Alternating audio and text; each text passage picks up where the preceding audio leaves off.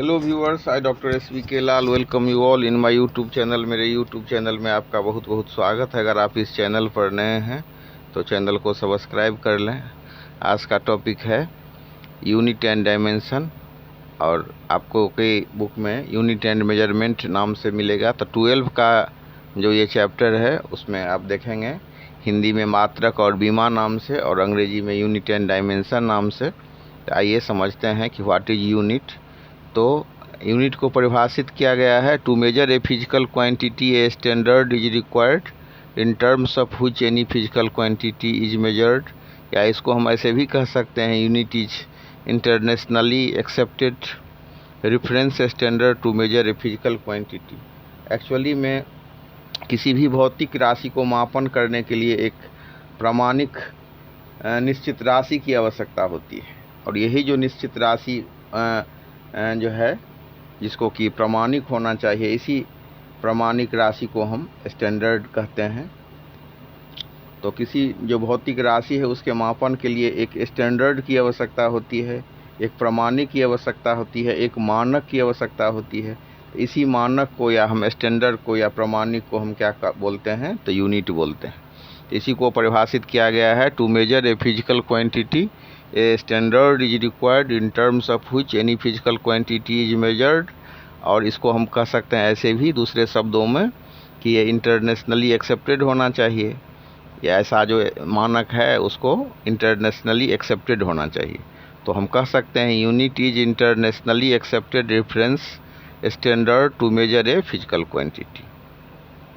अब कोई भी जो फिजिकल क्वांटिटी होता है उसको मेजर करने के लिए क्या करते हैं, तो कंपैरिजन करते हैं। और ये जो कंपैरिजन किससे करते हैं, तो इंटरनेशनली एक्सेप्टेड जो स्टैंडर्ड होता है उससे करते हैं। और अगर हम टाइप्स ऑफ यूनिट की बात करें तो ये फंडामेंटल यूनिट्स होगा और डिराइव्ड यूनिट होगा। तो original does not depend on another unit. तो जो फंडामेंटल यूनिट होगा ये किसी दूसरे यूनिट पर निर्भर नहीं करेगा, और जो डिराइव्ड यूनिट है वो डिपेंड अपॉन फंडामेंटल यूनिट। जैसे कोई बच्चे हैं जो पढ़ाई लिखाई कर रहे हैं तो अपने माता पिता पर निर्भर हैं, और माता पिता आत्मनिर्भर हैं, तो माता पिता फंडामेंटल हो गए और बच्चे सब क्या हो गए, डिराइव्ड हो गए। तो ऐसा यूनिट जो दूसरे यूनिट पर निर्भर नहीं करता है उसको हम फंडामेंटल यूनिट कहते हैं, और ऐसा यूनिट जो दूसरे यूनिट पर निर्भर करता है उसको हम डिराइव्ड यूनिट कहते हैं। तो सबसे इसमें इस चैप्टर में सबसे पहले समझने वाली बात है कि only the physical quantity can be measured. मतलब हम सिर्फ फिजिकल क्वांटिटी का ही मेजर्ड कर सकते हैं, जैसे कि वेट हो गया, लेंथ, वॉल्यूम, टेम्परेचर एट्सेट्रा। और जो नॉन फिजिकल क्वांटिटी है कैन नॉट बी मेजर्ड, जैसे कि हैप्पीनेस, फियर, सैडनेस, इसका हम मेजरमेंट नहीं कर सकते हैं। और number of units is comparatively lesser than the number of physical quantity. तो जितना हमारे पास यूनिट्स है, फिजिकल क्वांटिटी जो है उससे ज़्यादा है, तो combination of units to get unit of other quantity, जैसे कि लेंथ का मीटर हो गया और एरिया का मीटर स्क्वायर हो गया। तो एकाधिक जो है एक एक मात्रक से हम बहुत सारे दूसरे फिजिकल क्वांटिटी को मेजर करते हैं। और उसके बाद unit gives us fair idea on how big the quantity is. Unit is internationally accepted reference standard to measure a physical quantity. अब इसके बाद हम समझते हैं कि फंडामेंटल और बेस क्वांटिटी। तो फंडामेंटल वो जो दूसरे भौतिक राशि पर निर्भर नहीं करता है, does not depend upon other unit. Derived वो हो गया डिपेंड्स अपॉन फंडामेंटल यूनिट। अब इसको समझने के बाद हम देखते हैं कि कोई भी जो भौतिक राशि है उसके पूर्ण विवरण के लिए दो चीज़ों की आवश्यकता होती है। एक होगा हमारा नंबर और दूसरा होगा यूनिट। जैसे 5 kg हम बोलते हैं तो 5 हो गया नंबर और kg हो गया यूनिट। अब इसके बाद बहुत सारे सिस्टम हैं जो जिसके द्वारा हम भौतिक राशि का मापन करते हैं, उसको हम सिस्टम ऑफ यूनिट कहते हैं। तो सिस्टम ऑफ यूनिट में क्या होता है, सिस्टम ऑफ यूनिट में होता है कि पूरे किसी भौतिक राशि के लिए मात्रकों के पूरे समूह को हम सिस्टम ऑफ यूनिट कहते हैं। जैसे कि CGS हो गया, सेंटीमीटर ग्राम सेकेंड, MKS हो गया, मीटर किलोग्राम सेकेंड, FPS हो गया, फुट पाउंडल सेकेंड। इस तरह से ये होता है अभी पूरे दुनिया में। इंटरनेशनल सिस्टम ऑफ यूनिट की चर्चा है, पूरा ग्लोबली एक्सेप्टेड ये सिस्टम होता है। इसका मूल नामकरण जो फ्रांस की राजधानी है पेरिस के नज़दीक एक जगह है सेवरे, वहाँ दुनिया भर के माप तौल के जो साइंटिस्ट है वो इकट्ठा हुए और एक सम्मति इस पर बनी कि पूरा एक ग्लोबल एक्सेप्टेड इंटरनेशनल यूनिट होना चाहिए। तो मूल नामकरण इसका फ्रेंच भाषा में हुआ, इंटरनेशनल सिस्टम डी यूनिट। अंग्रेजी में इसको बोलते हैं इंटरनेशनल सिस्टम ऑफ यूनिट, और हिंदी में बोलते हैं मात्रकों की अंतर्राष्ट्रीय पद्धति। तो इस तरह से हम इसको समझ सकते हैं। और मतलब system international global accepted system है। और एसआई यूनिट में 7 बेस यूनिट हैं, जैसे लेंथ के लिए मीटर हो गया, मास के लिए किलोग्राम हो गया, टाइम के लिए सेकंड हो गया, इलेक्ट्रिक करंट के लिए एम्पियर, थर्मोडायनामिक टेम्परेचर के लिए केल्विन, ल्यूमिनस इंटेंसिटी के लिए कैंडेला और अमाउंट ऑफ सबस्टांस के लिए मोल हो गया। तो इस तरह से हम समझ सकते हैं। इसके बाद एक बहुत इम्पोर्टेंट बात बतलाना चाहेंगे कि जो बहुत लंबी दूरी होती है, whenever you want to measure a very long distance we use parallax method। हम जो बहुत लंबी दूरी के मापन के लिए हम पैरालैक्स मेथड का यूज करते हैं, और बहुत जो छोटी दूरी है उसको मापने के लिए टनल माइक्रोस्कोपी का हम यूज करते हैं। तो पैरालैक्स मेथड क्या है? The effect where by a position और direction of an object appears to differ when viewed from different position. अलग अलग पोजीशन से अगर हम उसको देखते हैं तो दूरी में अंतर हो सकता है। अब इसके बाद हम चर्चा करते हैं मेजरमेंट ऑफ मास का। तो for very object we use gravitational method, for very light object we use mass spectrograph.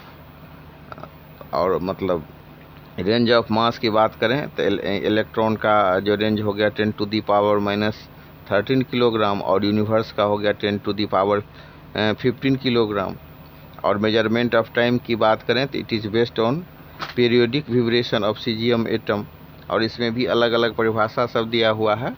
अब हम संक्षेप में इसका चर्चा कर लेते हैं कि मतलब जो यूनिट में जो यूज हुआ है उसकी चर्चा करते हैं।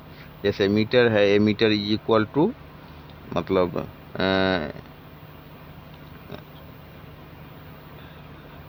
16,50,763.73 times the wavelength of the light emitted in a vacuum due to electronic transition from 2p10 state to 5d5 state in krypton 86 kilogram की बात करें। the mass of a cylinder of platinum iridium alloy kept in the International Bureau of Weights and Measures preserved at Sèvres near Paris is called 1 kilogram.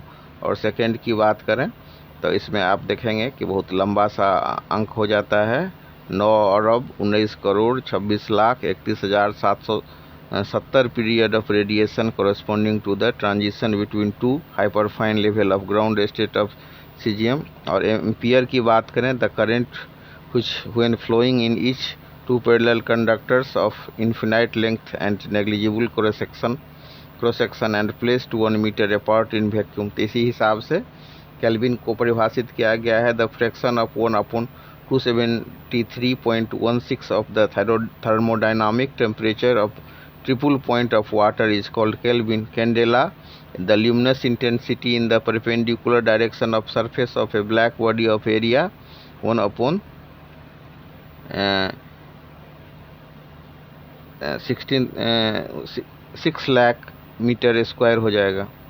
तो इसी हिसाब से मोल और radian सबको भी परिभाषित किया गया है, स्टेरेडियन को परिभाषित किया गया है।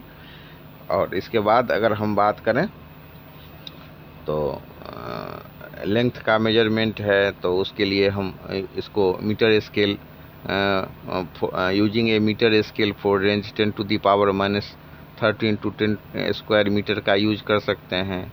Tape is use to measure length, अलग अलग ढंग से इसको हम कर सकते हैं। और हम संक्षेप में चर्चा कर लेते हैं इसमें। आप फिर आप कोई बुक में अनसर्टेनिटी इन मेजरमेंट सबका भी चर्चा है, और कोई बुक में सीधे यूनिट 10 डायमेंशन का है। तो अब हम लास्ट में थोड़ी सी चर्चा कर लेते हैं यूनिट डायमेंशन का भी। तो डायमेंशन क्या है? Dimension of a physical quantity are the powers to which the fundamental units are raised to obtain 1 unit of that quantity. तो डायमेंशन की अगर हम बात करें तो मात्रकों को जिस घात में हम व्यक्त करते हैं, इसी को हम कहते हैं physical quantity. Are the dimension of a physical quantity are the powers to which the fundamental units are raised to obtain 1 unit of the quantity। इस तरह से इसको हम समझ सकते हैं। अगर हम हिंदी में बात करें तो हम कह सकते हैं किसी भौतिक राशि का मात्रक प्राप्त करने के लिए मूल मात्रकों को जिन घातों में व्यक्त करना पड़ता है, जिन घातों से उठाना पड़ता है, वे घात ही उस भौतिक राशि की बीमा कहलाते हैं। जैसे हम क्षेत्रफल की बात करें तो लंबाई गुने लंबाई होता है, तो L क्रॉस L लिख सकते हैं या L² लिख सकते हैं। अब इसमें मास कितना है तो 0 है, और लेंथ कितना है तो स्क्वायर में हो गया, T हो गया 0। तो हम इसको ऐसे भी लिख सकते हैं L² को m0 L² T0। इसी हिसाब से वेग की बात करें तो वेग बराबर होता है ना दूरी बटा समय, तो L/T हो गया, तो LT इन्वर्स लिख सकते हैं LT-1, या इसको हम लिख सकते हैं m0 LT-1। तो इस तरह से हम, अगर हमको फार्मूला याद आ रहा है तो हम बहुत सारे राशियों का डायमेंशन लिख सकते हैं।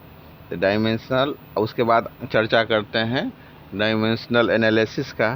तो dimensional analysis is the practice of the checking relations between physical quantities by identifying the dimension of the physical quantities. These dimensions are independent of the numerical multiple and constant, and all the quantities in the world can be expressed as a function of the fundamental dimensions।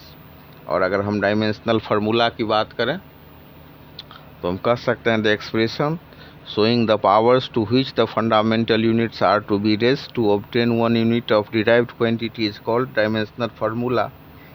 इसके बाद इसमें हम dimensional constant के बारे में भी जानेंगे। The physical quantities with dimensions and fixed value are called dimensions constant. और what are dimensional quantities? The dimensional quantities without unit जो होता है, और डायमेंशनलेस क्वांटिटीज विथ यूनिट, तो उसमें आता है एंगुलर डिस्प्लेसमेंट, जिसका रेडियन होता है, जूल्स कांस्टेंट का होता है जूल पर कैलोरी एट्सेट्रा। तो इस तरह से हम इसको समझ सकते हैं। तो इस चैप्टर में हम मुख्य रूप से अध्ययन करेंगे मात्रक का परिभाषा, और जो फिजिकल क्वांटिटी का, सिस्टम ऑफ यूनिट का, फंडामेंटल और बेस जो हमारा